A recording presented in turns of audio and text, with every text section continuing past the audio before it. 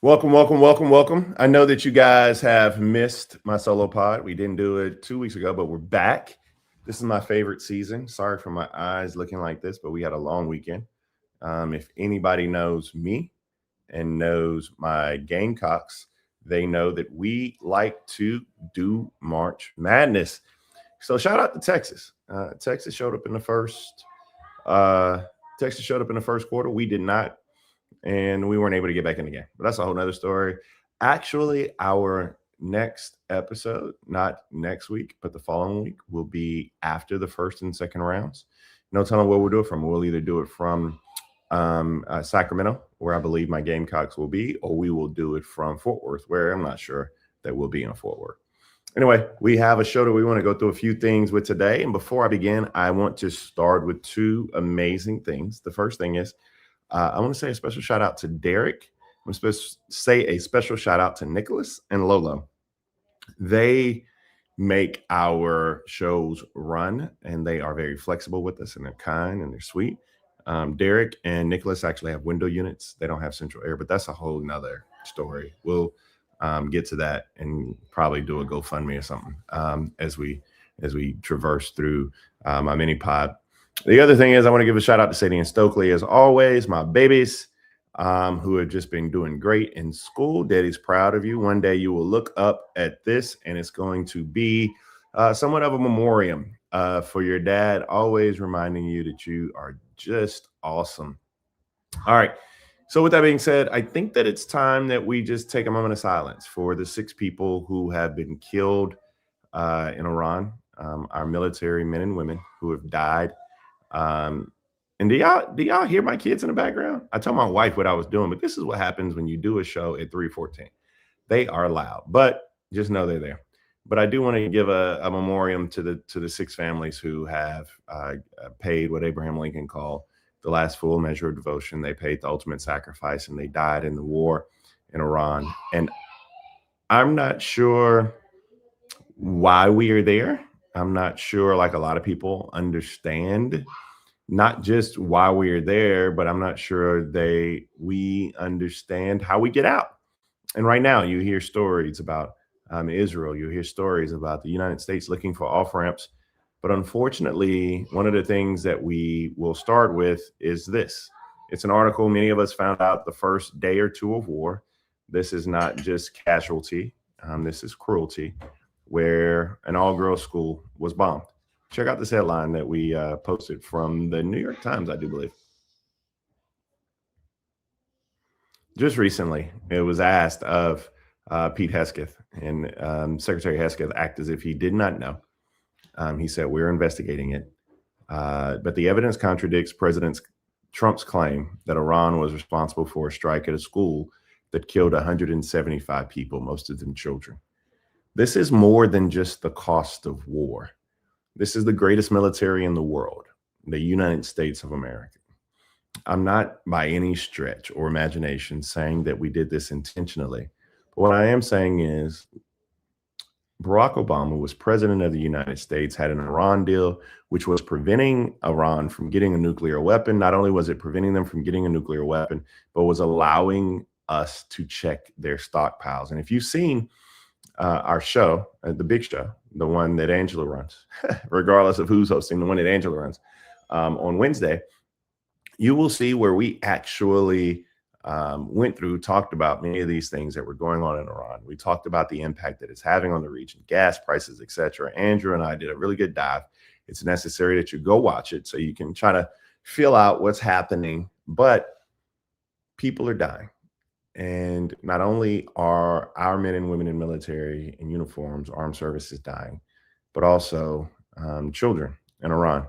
And I have a feeling their families are never going to forget not just the callousness of President Trump, but how their loved ones were killed.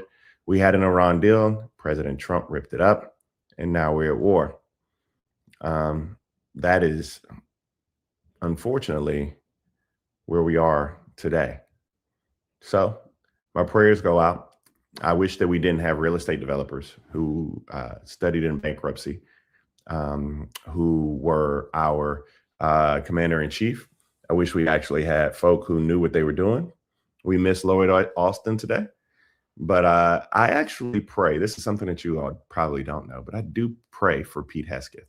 I do pray for Donald Trump. And I pray every single night, particularly now, Tulsi Gabbard, that they have the wisdom, that they have the faith, that God orders their steps to make much better decisions, because the decisions we've made so far have not been in the best interest of the United States, have not been in the best interest of our allies, and not have been in the best interest of our men and women in uniform. The next clip I want to go to, I will talk about Kai Trump later, because I don't think you guys will appreciate my take on Kai Trump as much as I do. But I want to throw this clip up real quick. It's a headline. It's not a clip. And I'm not sure, Derek and Nicholas have to tell me, I'm not sure if it's from Wall Street Journal or, oh, here he is, or ABC News. In fact, it says the U.S. has intercepted encrypted communications believed to have originated in Iran that may serve as an operational trigger for sleeper assets outside the country. My wife, Ellen, I talk about this all the time, is somewhat of a conspiracy theorist. One of the things she's really afraid of is a sleeper cell in the United States.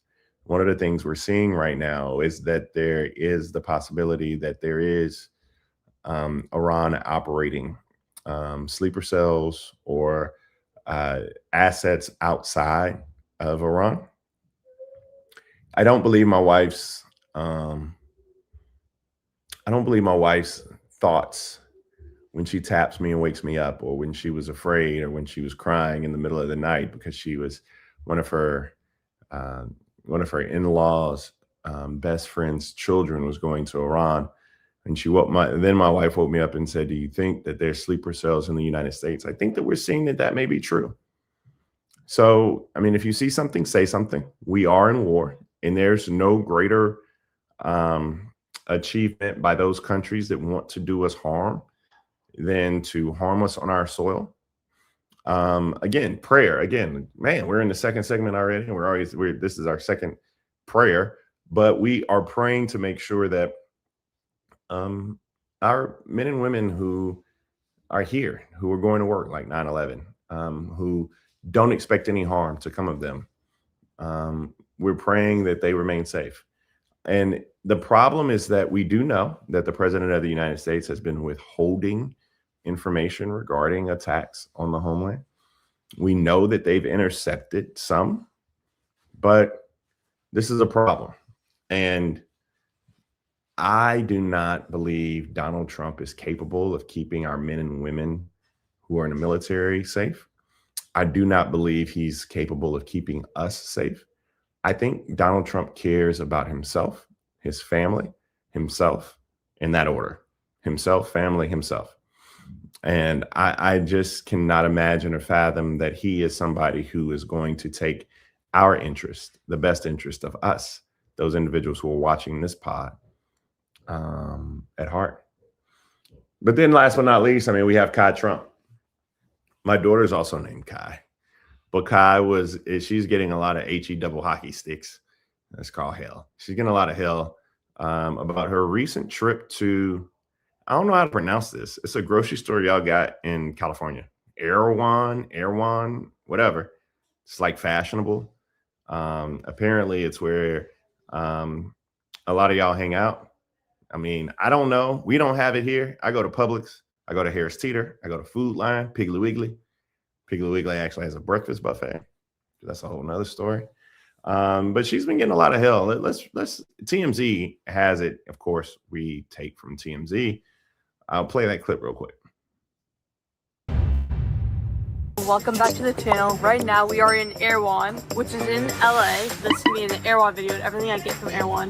If you guys don't know Erewhon's the most expensive grocery store pretty much out there. Everything's crazy expensive. So we're gonna get my favorite stuff, even supplements, whatever it may be. And then we're gonna go home and try it out. Let me know if you guys have any questions on the prices or anything, okay? Well, how much are the sweaters? The Haley Beaver smoothie? Oh my god. They really laid out the red carpet for you. I'm looking for my phone and you have it. I'm gonna go like bankrupt with this stuff. I need to file for bankruptcy. Kai Trump should not make a joke about filing for bankruptcy, because then people like me would say, well, is bankruptcy hereditary? Because everybody in your family don't file for bankruptcy. But that's neither here nor there. My point to y'all is leave her alone. She is a child. She is content creating in Erewhon, doing stuff that I don't care about, you don't care about. We're in the middle of war. We bombed a school that had killed 150 people, the overarching majority of which were children and teachers. There's enough out here to be critical of Donald Trump and his family. Leave the kids alone. You can pick your friends. You cannot pick your family. If Kai Trump grows up to be somebody that has a political view that we disagree with, we can then be very, very respectful and argumentative and all of those things. But as the fact that she's a child right now, I'm just like, please, God, I don't know why it's a thing, but it is. Leave the children alone. That's it. So I think that our message is clear. I'm not going to do a call to action as we wrap, but I am going to just simply say, one, I want you all to tell me what you want more of. We had some questions from a viewer last week that we were going to lay out, but we weren't able to do a show last week. So it kind of got sideways and the questions got a little stale. But if you want to send them again, we can. Two, Iran is real. And Iran has done something that for some reason we weren't prepared for, which is they are bombing and shooting ballistic missiles towards our enemies. And Israel's response has been one that has taken out Iran's oil refineries. And that has posed a problem for the United States. That's why you see your gas prices at $4, $5, $6 a gallon. So let's keep that in mind. Let's make sure that we're doing everything we can do to protect ourselves, because we do know that this government is not protecting us on the homeland, and I'm concerned about that. And last but not least, we're about to get into the best part of the year, which is March Madness. And that's where we are. My next show is going to be completely dedicated to March Madness. Hopefully, I'll be able to have some cool people on the show who can come on and talk to you about how they get prepared and those type of things. But until then, thank you for joining me. This is Bakari Sellers. This is our mini pod. I wish Andrew Gillum would do more mini pods, but whatever. Y'all can talk to him about that. Anyway, but we out. Nobody knows the troubles I've seen,